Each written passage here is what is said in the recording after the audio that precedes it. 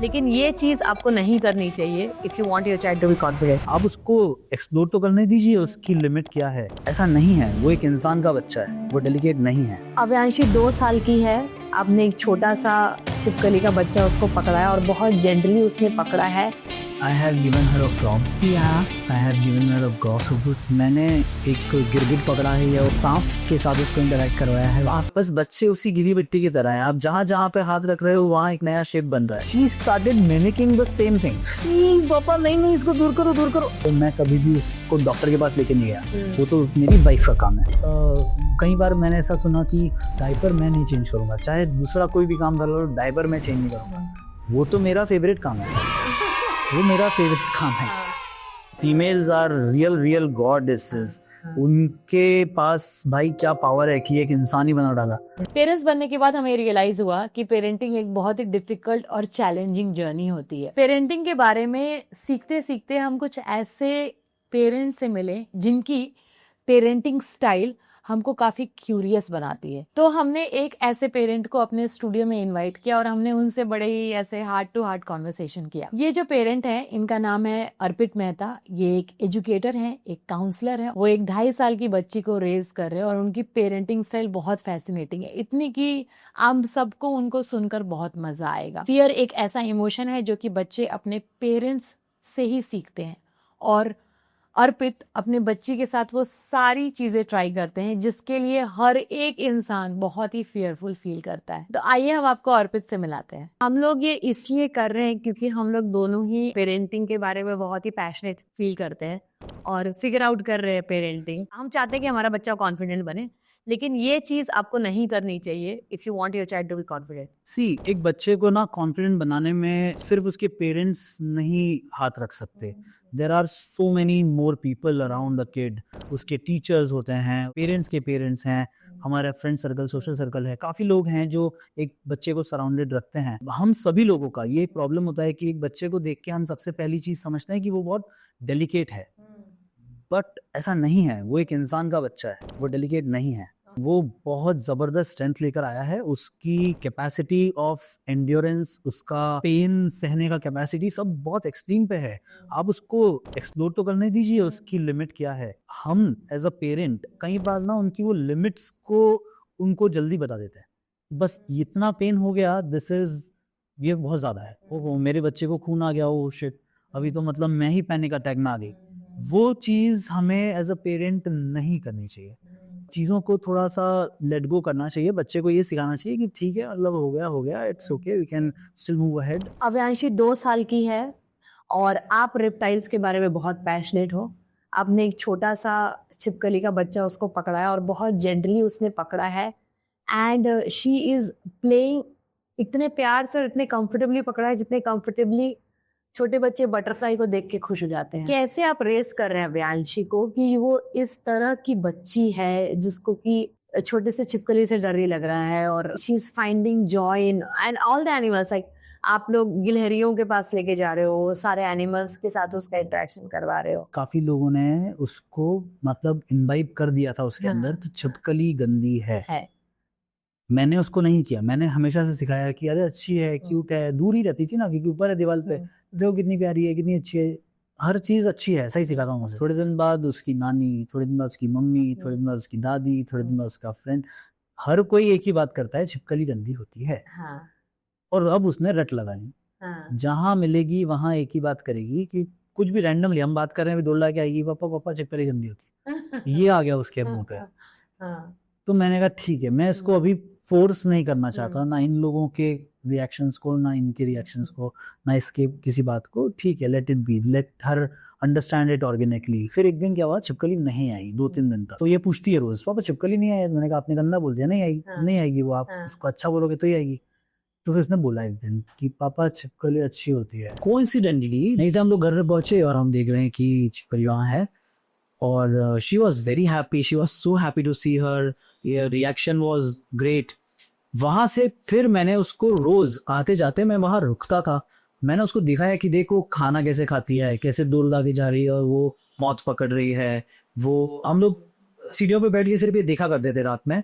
फिर 2-3 दिन के बाद मैंने उसको पूछा कि आपको टच करना है, तो उसने बोला कि नहीं नहीं नहीं नहीं, ये तो थैंकफुली उस दिन जब हम ऊपर चढ़ रहे थे हमने देखा छिपकली सीढ़ियों पे बैठी है और मुझे लगा कि ये इसके ऊपर कोई भी पैर रख लेगा और ये मर सकती है। मैंने इसके चक्कर में से उठाया और बोला कि इसको मैं कहीं ऐसी जगह रख देता हूँ। जैसे ही उसे उठाया Abhiyanshi was standing there and she said पापा मुझे दो ना, and the moment was there. मैंने उसको तुरंत ही रिबॉट किया, मैंने उसको दिया और उसका reaction was so beautiful, she was handling it so gently.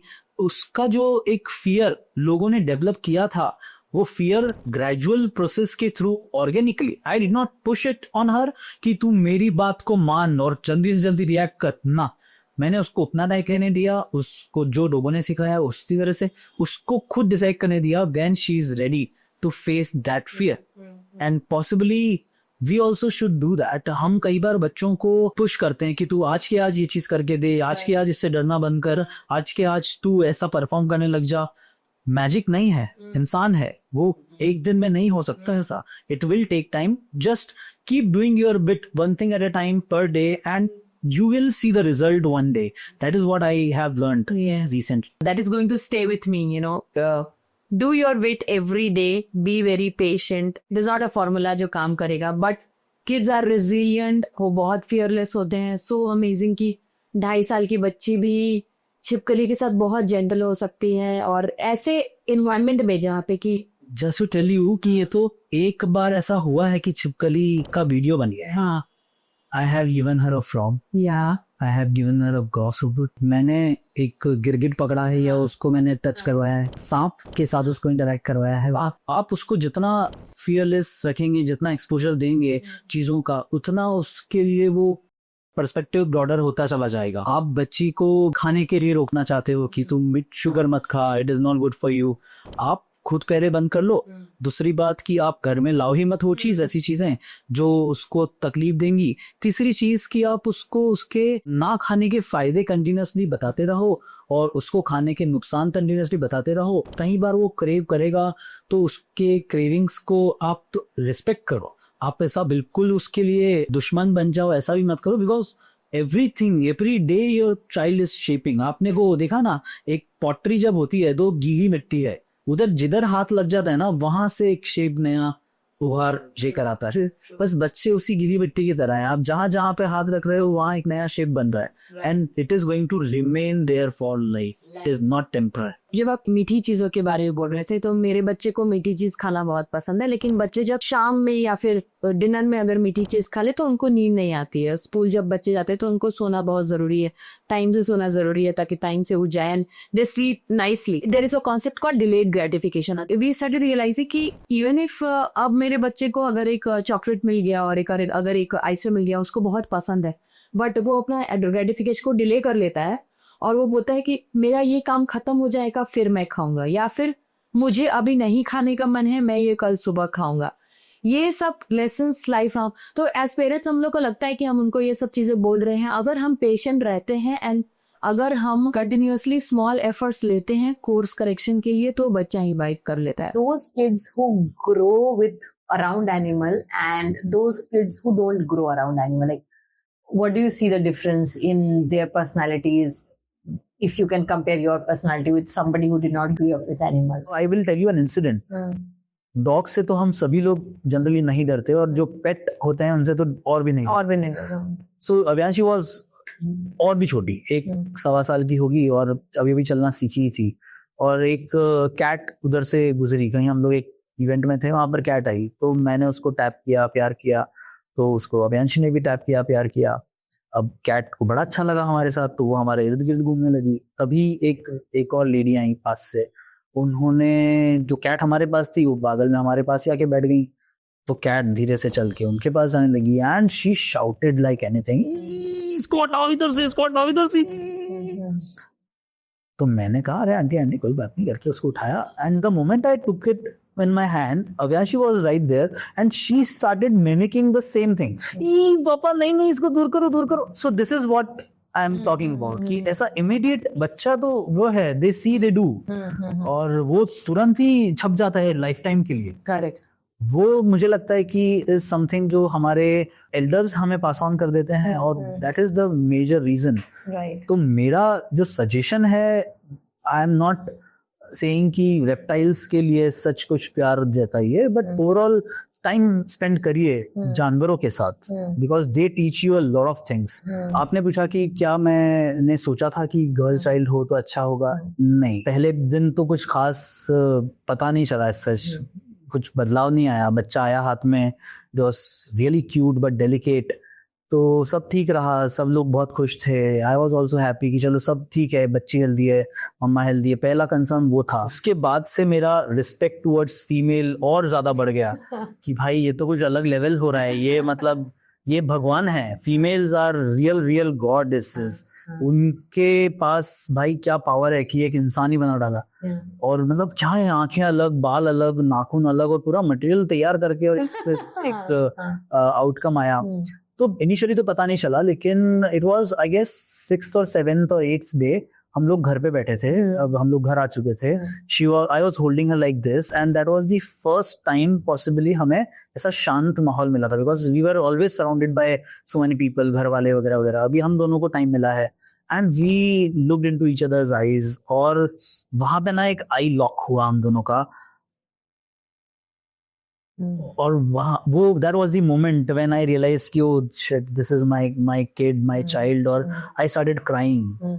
तो अर्पित, हमेशा ऐसा होता है कि जब भी हम पेरेंटिंग के बारे में दूसरे पेरेंट्स को देखते हैं या पेरेंटिंग के बारे में बात करते हैं, तब हमेशा हमको लगता है कि यार इस बंदे को तो कुछ तो पता है जो मेरे को नहीं पता। Personally for me, I have found parenting to be the most challenging thing ever that I did. I mean, it pushed me, it told me कि मैं कितनी incompetent हुई. It brought all the demons that I had, the anxiety, the fear, the over emotion. What according to you are the parental challenges that comes, and is there a hack to it? Like what are those challenges? कि वो challenges तो आएंगे ही आएंगे, आप कैसे उसको deal करोगे? First of all, जो आपने बताया कि whatever you are feeling about being a parent, these feelings are real, so sink it in. ऐसा उसको बिल्कुल भी नेग्लेक्ट मत करिए, उसको उससे गिल्ट में मत जाइए। ये होना नेचुरल है, वी आर ह्यूमन बीइंग्स, तो इमोशंस हमारे पास हैं and we should not suppress them, उसको बहने देना चाहिए।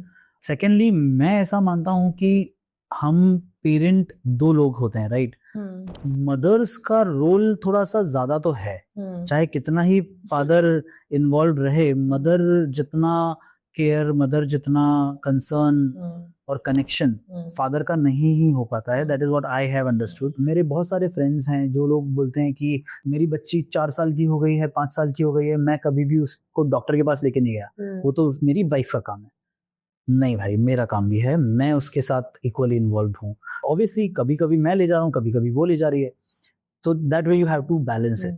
सेकेंडली, कई बार मैंने ऐसा सुना कि डायपर मैं नहीं चेंज करूंगा, चाहे दूसरा कोई भी काम कर लो, डायपर मैं चेंज नहीं करूंगा। वो तो मेरा फेवरेट काम है, वो मेरा फेवरेट काम है।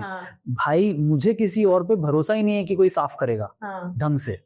बाकी सब लोग उसको गंदगी से ही साफ करेंगे, मुझे ऐसा अंदर से फीलिंग है, तो मुझे ही साफ करना है ढंग से। But yeah I started talking to her very early, और उससे बहुत ही बातें करते हैं हम लोग, मतलब मैं बहुत ही बातें करता हूँ उसके साथ। उसको समझ नहीं आ रहा है, लोग ऐसा कहते हैं कि क्या दिन भर बातें करने की, समझता तो है नहीं बच्चा कुछ, बट ऐसा नहीं है। मैं फील कर रहा हूँ और मैं अभी समझ पा रहा हूँ कि इसकी वोकैबुलरी डेवलप हो रही है। वो उस बच्ची को अभी, वो 2.5 साल की है एग्जैक्टली, उसको अभी गुजराती के वर्ड्स भी समझ आते हैं, हिंदी के वर्ड भी समझ आते हैं, और इंग्लिश के वर्ड भी समझ आते हैं, क्योंकि हम उससे कंटिन्यूअसली हर लैंग्वेज में, तीनों लैंग्वेजेस में बात करते हैं। आप अपने बच्चे से बहुत ज्यादा बात करते हैं, तो बच्चों का वोकैबुलरी ज्यादा डेवलप होता है, even if they have not started speaking, आपका सुन के उनका वोकैबुलरी बहुत डेवलप होता है। ऐसे और कौन कौन से आपके ऑब्जर्वेशंस हैं जो कि पेरेंट्स के एक्शंस की वजह से बच्चों की पर्सनालिटी और बच्चों की लर्निंग शेप होती है? जैसा मैंने बताया कि before her we were not as such thinking much, जैसे I was not as such thinking much कि क्या होगा, मैं कैसे बिहेव करूंगा। आई वाज लाइक ठीक है, I will go as and when it comes.